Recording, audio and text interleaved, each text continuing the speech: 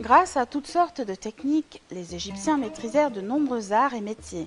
Dans les arts décoratifs, ils étaient experts dans la taille des pierres, dans la fabrication de bijoux en or incrustés de gemmes et dans l'utilisation de charnières métalliques.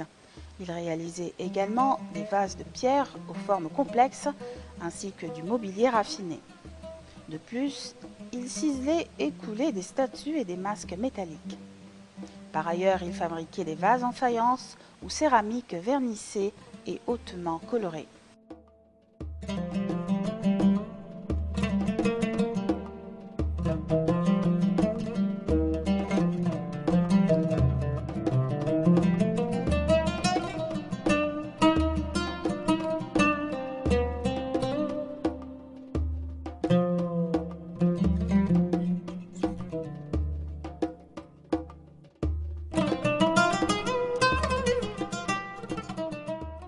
La céramique est l'art de façonner l'argile et d'en fixer les formes par la cuisson. Le mot céramique désigne des produits de composition et d'apparence diverses, ayant pour base l'argile ou toute terre plastique.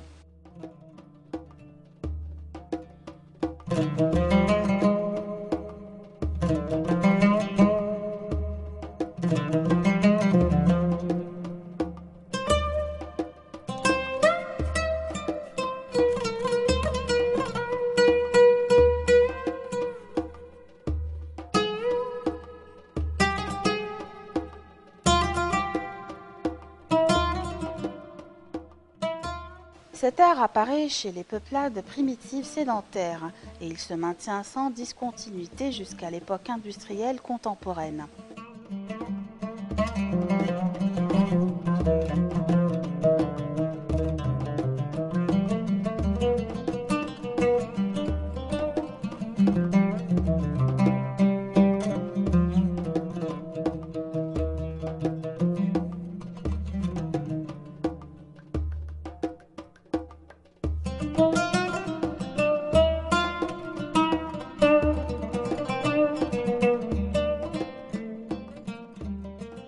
Les leçons de céramique sont toujours des témoins sûrs de la présence de l'homme et constituent des documents sociaux précis, car les progrès de la céramique suivent de très près les progrès de la civilisation et les reflètent.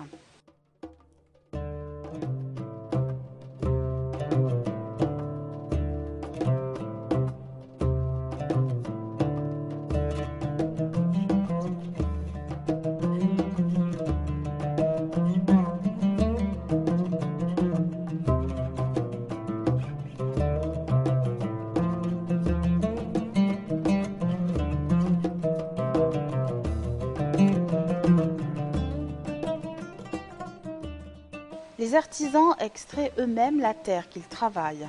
Ce n'est qu'après un long processus de purification que la terre peut être utilisée pour la fabrication de ces poteries de grande qualité.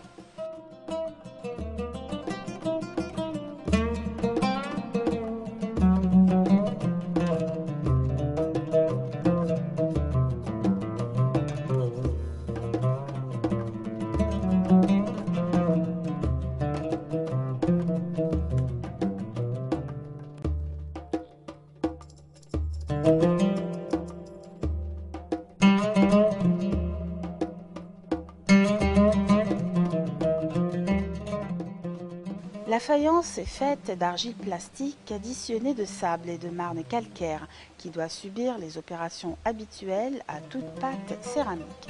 Lavage, prétissage, façonnage à la main, sur le tour ou à l'aide de moules et cuisson dans des fours conditionnés, suivis d'un émaillage propre à la faïence. Celui-ci a lieu après une première cuisson légère, dite en dégourdi, soit par arrosage, soit plus souvent par immersion totale de l'objet dans un bain d'émail semi-liquide qui se dépose alors en couche uniforme. Cet émail est originaire blanc, mais il peut aussi être teinté dans la masse.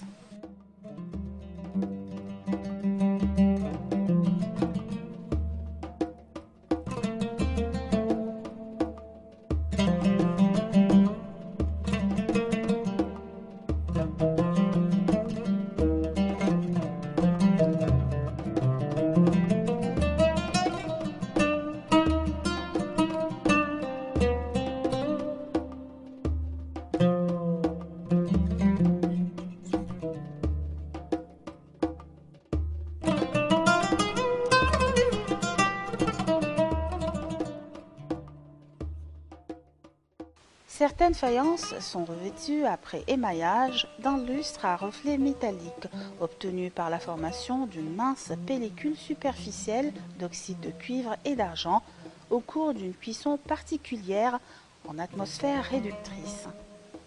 L'émail stanifère opaque dissimule les impuretés ou la coloration de l'argile qui forme le corps de la poterie. Imperméable, il assure l'étanchéité des pièces et se prête en outre à recevoir un décor peint à l'aide d'oxyde métallique qui sera fixé par la cuisson.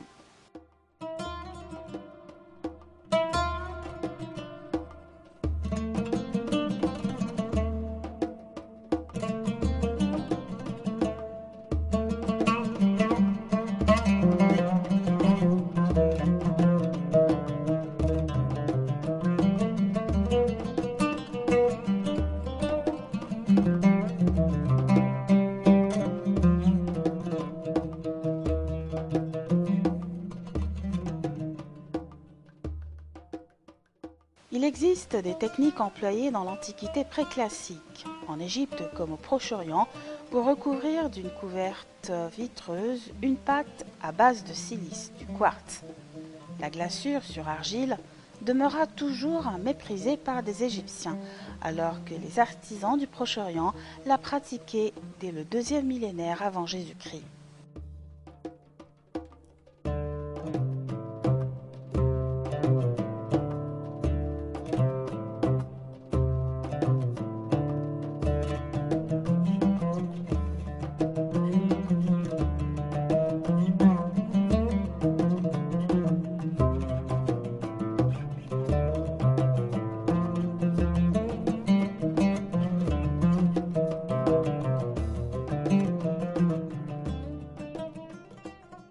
Les limites données par ces matériaux apparaissent tout de suite.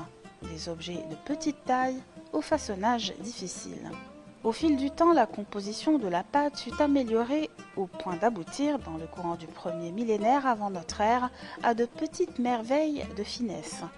Les savants actuels n'ont pas encore percé tous les secrets des recettes des anciens faïenciens.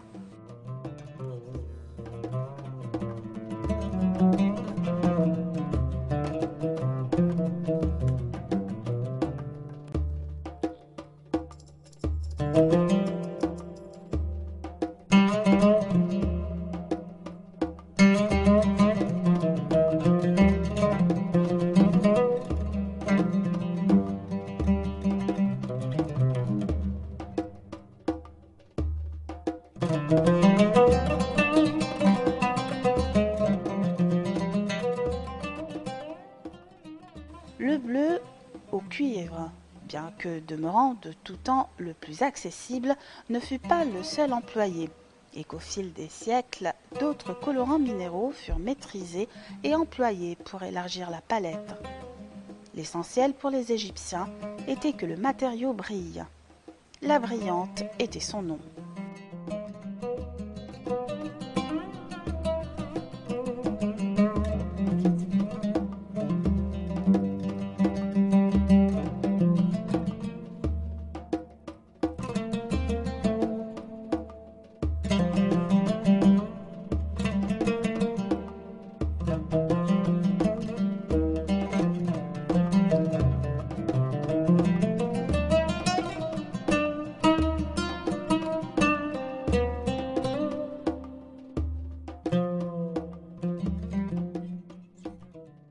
La faïence fut d'abord utilisée dans les bijoux et petits objets d'offrande, décor mural pour les souverains. À partir du VIe siècle avant notre ère, les faïenciens égyptiens pris dans la sphère d'influence des grands empires, les Perses, Achéménides, Alexandre le Grand et les Ptolémées, puis l'Empire romain, maintiennent la tradition de leur artisanat en s'adaptant aux goûts et aux besoins différents des élites nouvelles.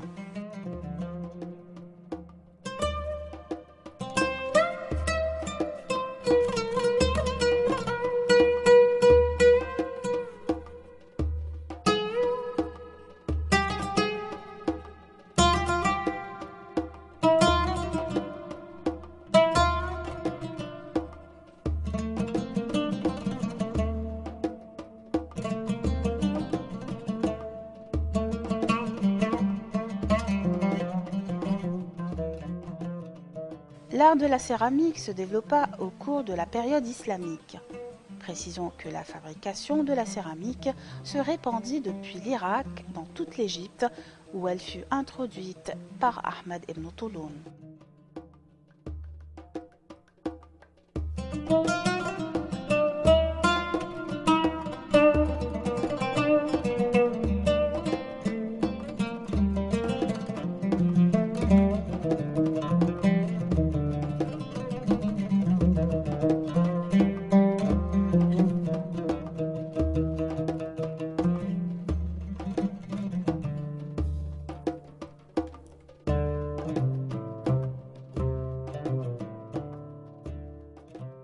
La céramique, aussi bien comme la poterie, c'est parmi les productions les plus anciennes. À l'époque musulmane, nous avons retrouvé quand même des productions très importantes, très variées, quel que soit qu'il s'agit les formes différentes qui ont été créées par les artistes musulmans, ou aussi par la décoration et les styles différents de décoration. Et aussi, on a inventé plusieurs sortes de céramiques qui, on peut dire quand même, c'était la première fois dans le monde, comme par exemple là, les céramiques, lustres métalliques, qui étaient inventées pour la première fois par des artistes et des artisans musulmans. Cette production, on voit en Égypte spécialement là plusieurs centres. Nous avons par exemple là la plus ancienne, c'était tout près de la capitale qui existe jusqu'à la première capitale musulmane qui existe encore, et même à cet endroit, il s'agit de Fostat. Il s'agit aussi, il est toujours là, el Fostat, parmi les centres les plus importants pour cette fabrication. On a trouvé aussi, même dans les fouilles El Fostat, au début du XXe siècle, on a trouvé des fours anciens, on a trouvé aussi des céramiques, des fragments, donc il s'agit des pièces cassées qui témoignent des fabrications très importantes. Aussi, après même l'incendie d'El Fostat au début du XIe siècle, on a trouvé aussi, du Xe siècle, on a trouvé aussi un autre centre important pour cette fabrication. Il s'agit au Caire et aussi ailleurs, comme à Alexandrie et le Fayoum. Nous avons aussi plusieurs centres de fabrication et on a trouvé aussi certains fabricants dont les noms ont été gardés, comme aussi on a trouvé les noms des centres de fabrication, parmi lesquels on peut quand même mentionner Taurizi, on peut mentionner Sharaf el-Ibwani.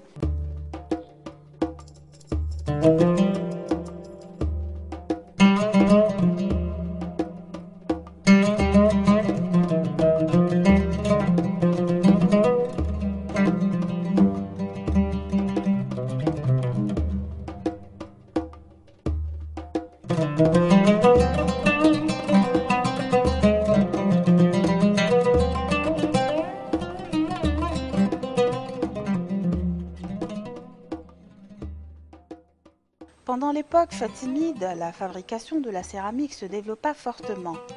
Outre des scènes de danse, de musique et de chasse, Les divers récipients en porcelaine étaient ornés de fantastiques dessins représentant des personnages humains, des oiseaux, des animaux, des végétaux, des motifs géométriques et de la calligraphie kufi.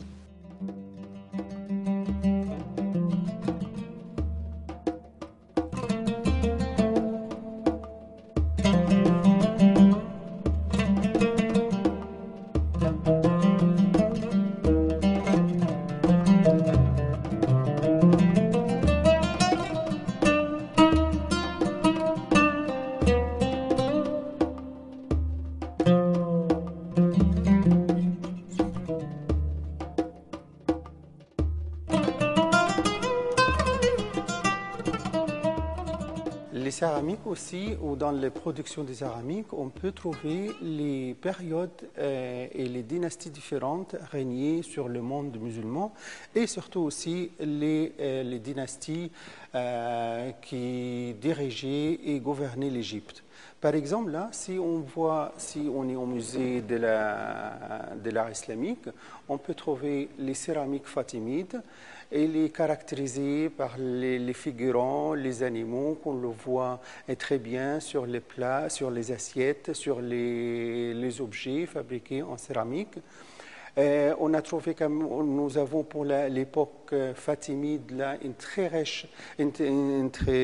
riche collection. On peut le voir par exemple là au musée. À l'époque ayoubide peut-être on a un peu moins, mais on a trouvé aussi à l'époque ayoubide surtout les grands bols. On a trouvé aussi des grands bassins. Il y a aussi la poterie à cette époque. À l'époque mamelouk aussi, on peut dire quand même c'est l'apogée de la céramique d'Égypte. On a trouvé aussi plusieurs sortes de céramiques et de décorations. Et la façon aussi, on a trouvé quand même plusieurs façons pour exécuter ou réaliser ces productions, soit sur les niveaux de la décoration des céramiques et sur même des matériaux différents. On a trouvé aussi même les pâtes argileuses utilisées dans la plupart des céramiques, mais aussi on a trouvé des pâtes celluleuses, donc qui peut-être là difficile à travailler, mais on a aussi des objets et des pièces très importantes.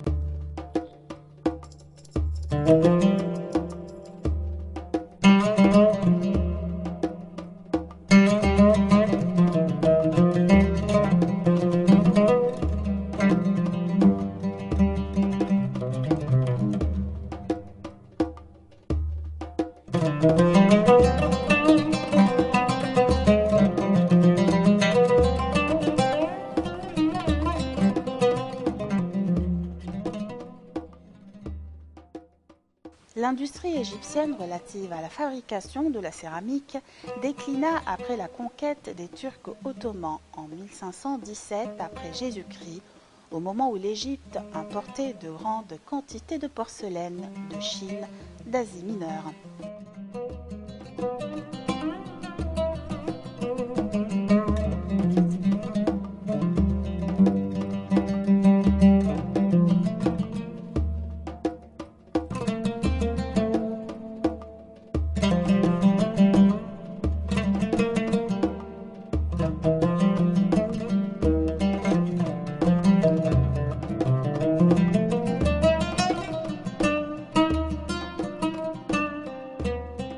À partir du XVIe siècle, on a trouvé aussi, à cette époque-là, il s'agit quand même de l'époque ottomane, on a trouvé aussi l'importation des céramiques fabriquées dans certaines régions en Turquie, surtout Esneg par exemple, au Kütahya, donc des villes importantes et de fabrication. Il y a aussi leur style. Et sans oublier aussi qu'on voit à tout le temps les artisans égyptiens et les fabricants, ils ont essayé même d'imiter la production chinoise, il s'agit des porcelaines, et il y a aussi des productions, et on ne peut pas dire imitation en fait, mais c'est parce que c'est des productions à la même hauteur des objets fabriqués en Chine. Et on peut quand même distinguer entre des objets utilisés dans la vie quotidienne, il s'agit quand même des vaisselles en général, et aussi on peut quand même retrouver plusieurs objets utilisés pour la décoration, mais aussi on peut distinguer entre ces objets et les objets utilisés pour la construction. Il s'agit des carreaux utilisés pour les revêtements muraux.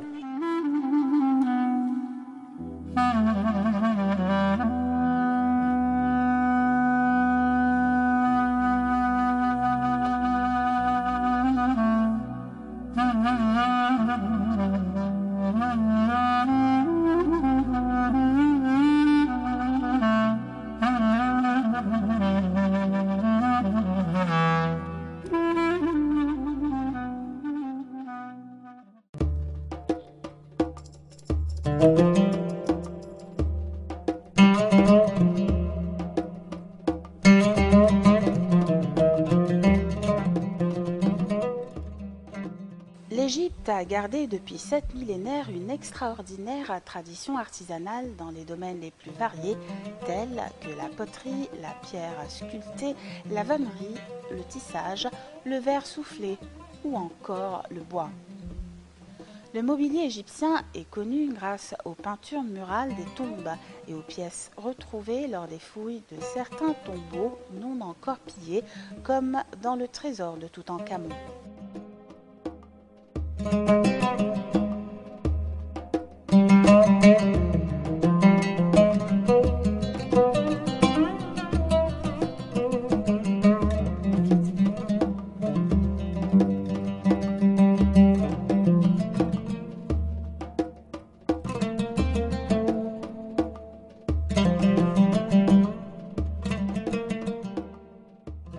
D'après les représentations existant dans les tombes et les exemplaires mis au jour, les outils utilisés par les Égyptiens différaient peu de ceux qu'employaient les menuisiers du XIXe siècle. Les meubles conservés dans nos musées prouvent que les artisans de Pharaon connaissaient parfaitement l'usage de la scie, de la hache, de l'herminette, du ciseau à bois et du forêt.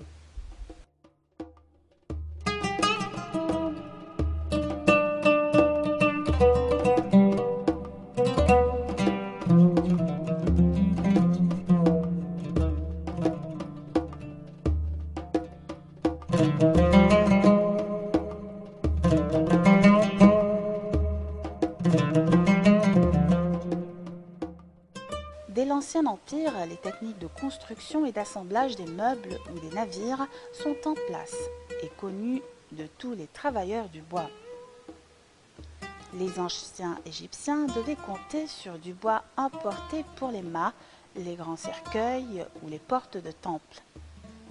Les cyprès et les cèdres hauts étaient rapportés du Liban et les ormes de Palestine. Le frêne venait de Syrie et l'if de Perse. L'ébène était importé de Somalie pour fabriquer des meubles solides réservés aux plus riches. Plusieurs bois utiles étaient natifs d'Égypte. L'acacia était utilisé pour les mâts de bateaux courts et les revêtements en madrier. Les troncs de dattier étaient utilisés pour les racinaud du comble. Il était possible de fabriquer des boîtes et des cercueils dans le sycomore. Le tamarix pouvait être coordonné en plus petites boîtes et cercueils, et le saule était utilisé pour les manches de couteau et certaines parties de boîte.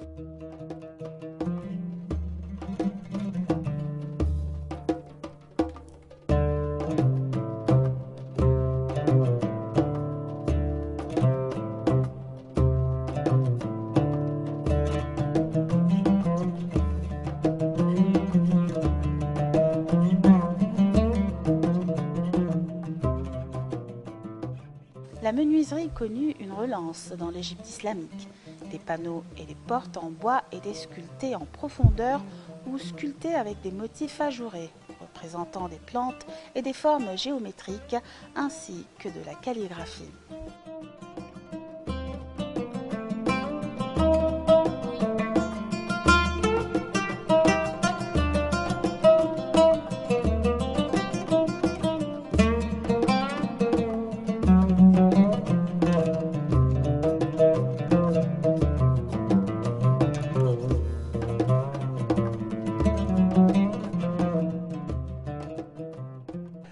phare de l'époque musulmane, c'est le bois, l'art du bois.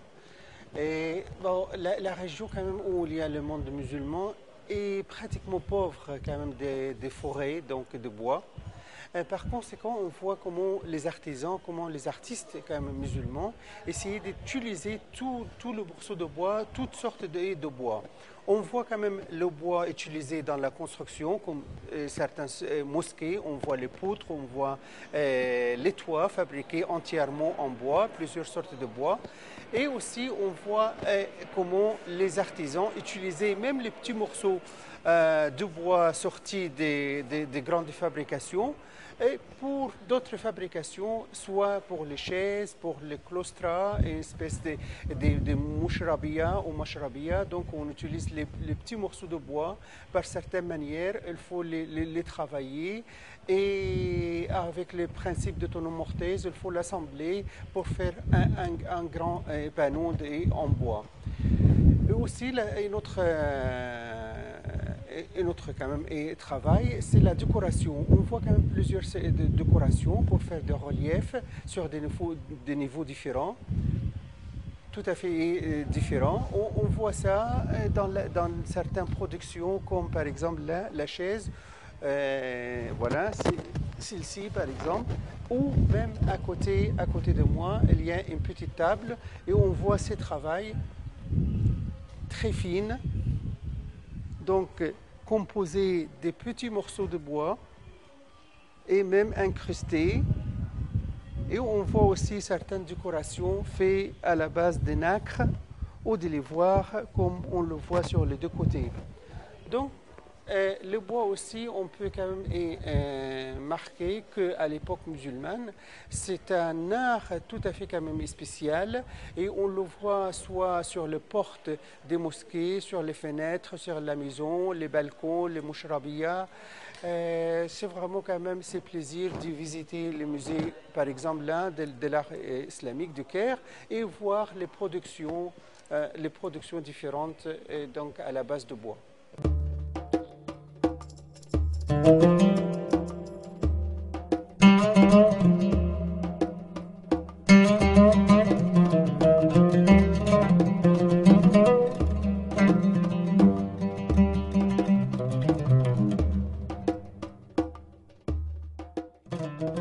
C'est ainsi que l'artisanat en Égypte est très vivant. L'Égypte, un pays aussi fascinant qu'étonnant.